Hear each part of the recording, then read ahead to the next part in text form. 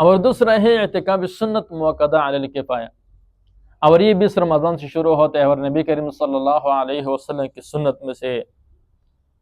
اور علماء کرام فرماتے ہیں کہ اس کے لیے پہلی شرط یہ، اعتکاف سنت موقدہ علی الکفایہ کے لیے پہلی شرط یہ کہ اس کے لیے روزہ رکھنا لازم اور ضروری ہے۔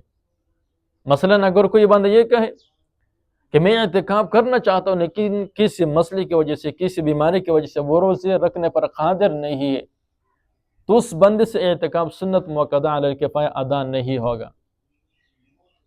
نمبر 2، نیت کرنا، اعتکاف سنت موقدہ علی الکفایہ کرنا چاہتا ہوں۔ نمبر 3، مسجد میں مرد کے لیے اعتکاف سنت موقدہ علی الکفایہ یہ شرط ہے۔